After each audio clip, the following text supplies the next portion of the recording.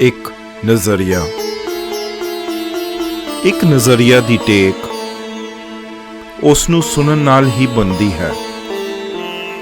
ਸਹਿਮਤ ਹੋਣਾ ਜਾਂ ਨਾ ਹੋਣਾ ਤਾਂ ਵਕਤ ਤੇ ਮਾਨਤਾ ਤੇ ਨਿਰਭਰ ਕਰਦਾ ਹੈ।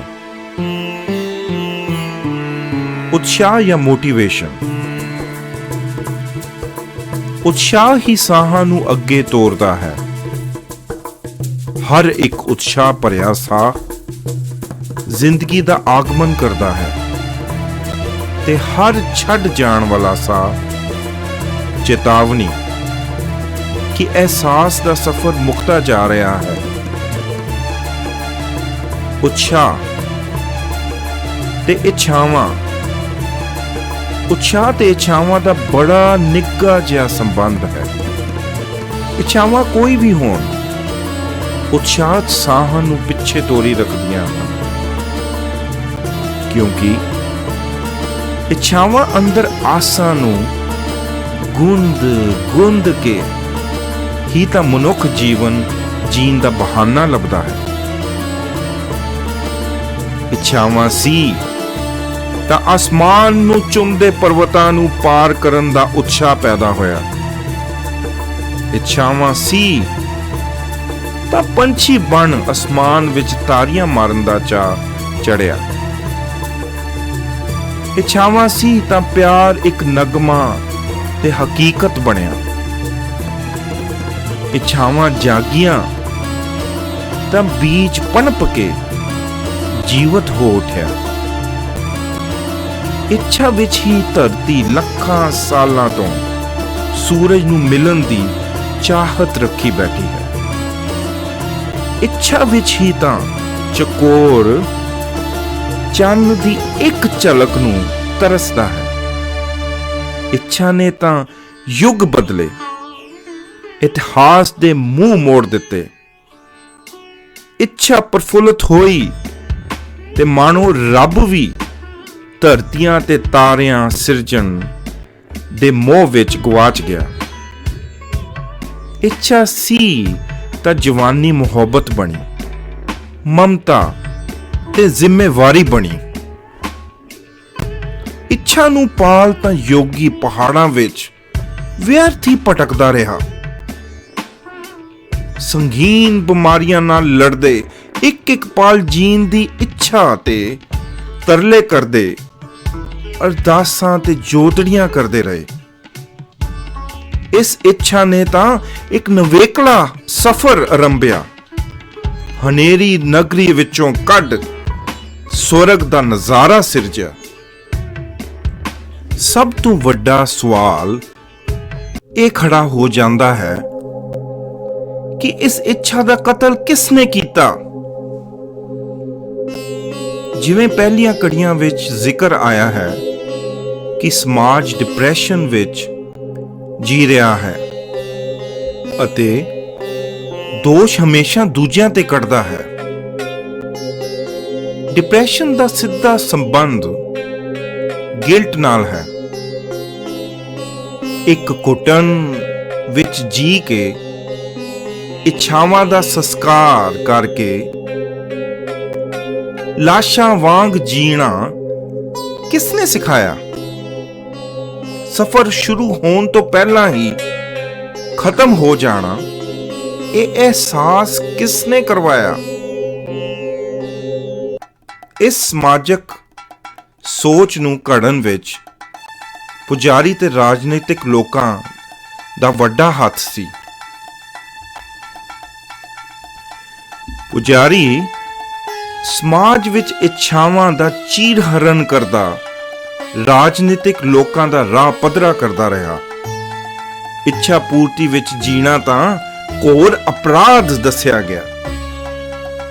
ਧਰਮ ਗ੍ਰੰਥਾਂ ਦੇ ਹਵਾਲੇ ਦੇ ਕੇ ਉਸ ਦੇ ਰੰਗ ਖੋਏ ਗਏ। ਹਾਸਿਆਂ ਤੇ ਵੀ ਹੱਥਕੜੀਆਂ ਲੱਗ ਗਈਆਂ ਤੇ ਜੀਵਨ ਇੱਕ ਘਿਨੌਣਾ ਸੁਪਨਾ ਜਾਂ ਬੋਝ ਬਣ ਕੇ ਰਹਿ ਗਿਆ। ਇੱਕ ਕਰਮਕਾਂਡੀ, ਦੋਗਲਾ ਕਾਰ ਵਿਹਾਰ, ਅੰਦਰ ਕੁਝ ਹੋਰ ਤੇ ਬਾਹਰ ਕੁਝ ਹੋਰ। ਮੋਟੀਵੇਸ਼ਨ ਜਾਂ ਉਤਸ਼ਾਹ ਆਂਦਾ ਤੇ ਕਿੱਥੋਂ ਆਂਦਾ? ਪ੍ਰੇਰਣਾ ਜਾਂ ਇਨਸਪੀਰੇਸ਼ਨ ਬਣਦਾ ਤੇ ਕੌਣ ਬਣਦਾ? ਇਸ ਬੁਝਾਰਤ ਨੂੰ ਸਮਝਣ ਲਈ ਕੌਨਸ਼ੀਅਸ ਮਾਈਂਡ ਅਤੇ ਸਬਕੌਨਸ਼ੀਅਸ ਮਾਈਂਡ ਨੂੰ ਸਮਝਣਾ ਅਤ ਜ਼ਰੂਰੀ ਹੋ ਗਿਆ। ਇੱਕ ਡਿੱਗਾ ਮਨੁੱਖ ਇੱਛਾਹੀਨ, ਉਹ ਪੁਰਾਣੀ ਸੋਚ ਤੇ ਆਦਤਾਂ ਦਾ ਮੁਹਤਾਜ ਨਿਗਰਦਾ ਗਿਆ। ਮੋਟੀਵੇਸ਼ਨ ਤੇ ਇਨਸਪੀਰੇਸ਼ਨ ਦਾ ਸਫ਼ਰ ਹੀ ਨਿਗਾਰ ਤੇ ਚੇਤਨਤਾ ਦਾ ਸੀ।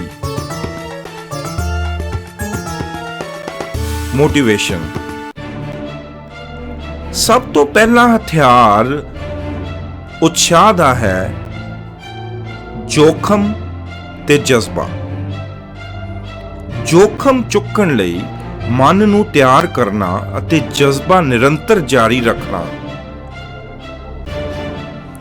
ਇਸ ਲਈ ਸਪਿਰਿਚੁਅਲ ਗਾਈਡ ਦੀ ਲੋੜ ਪੈਂਦੀ ਹੈ। ਪਰ ਇਹ ਸਪਿਰਿਚੁਅਲ ਗਾਈਡ ਕੌਣ ਬਣੇ ਜਦ ਧਰਮ ਰਾਜਨੀਤੀ ਨਾਲ ਰਲ ਵਪਾਰ ਬਣ ਚੁੱਕਾ ਹੋਵੇ?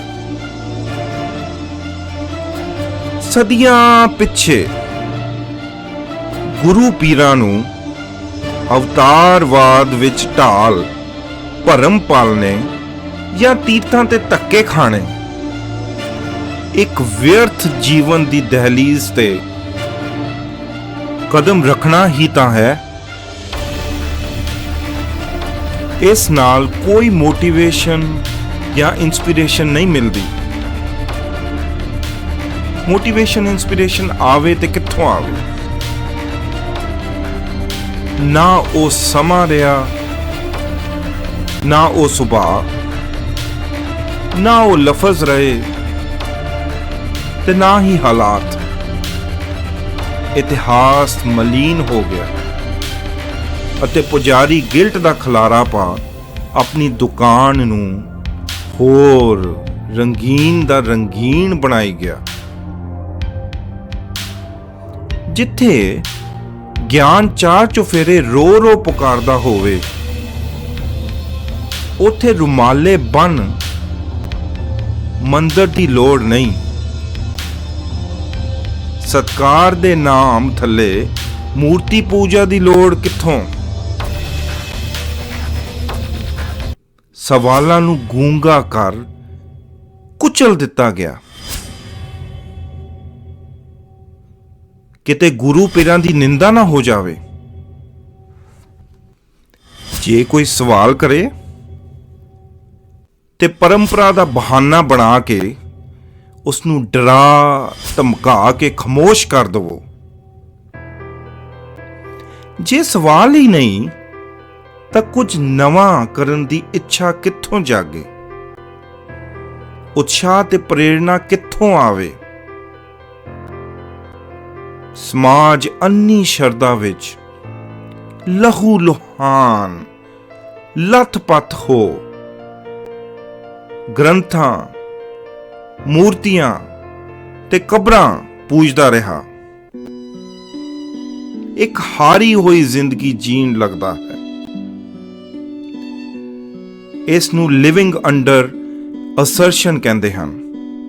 ਅਸਰਸ਼ਨ ਮਤਲਬ ਇਨਸਾਨ ਦੇ ਬੇਬਸ ਹੋ ਕੇ ਆਪਣੀ ਊਰਜਾ ਛੱਡ ਐਕਸਟਰਨਲ ਅਸਰਟਿਵ ਫੋਰਸ ਨੂੰ ਆਪਣੇ ਤੇ ਹਾਵੀ ਸਮਝ ਆਪਣੀ ਜ਼ਿੰਦਗੀ ਵਿੱਚ ਕੋਈ ਕਦਮ ਨਾ ਚੁੱਕਣਾ ਤੇ ਹਮੇਸ਼ਾ ਡਰ ਅਧੀਨ ਜੀਵਨ ਬਤੀਤ ਕਰਨਾ ਸਾਹਸਹੀਨ ਜੀਵਨ ਦੀ ਨਿਸ਼ਾਨੀ ਹੈ। ਇੱਕ ਸਪਿਰਿਚੁਅਲ ਗਾਈਡ, ਇੱਕ ਸਪਿਰਿਚੁਅਲ ਗਾਈਡ ਉਹ ਜਿਹੜਾ ਖੁਦ ਮੁਖਤਿਆਰ ਹੋਵੇ, ਗਿਆਨ ਨੂੰ ਹੀ ਮੈਡੀਟੇਸ਼ਨ ਤੇ ਐਡਿਕਸ਼ਨ ਬਣਾ ਸਫ਼ਰ ਦੀ ਆਰੰਭਤਾ ਕਰਦਾ ਹੋਵੇ। ਉਹ ਸਪਿਰਿਚੁਅਲ ਗਾਈਡ ਇੱਕੋ ਤੇ ਇੱਕੋ ਤੂੰ ਹੀ ਤਾਂ ਹੈ,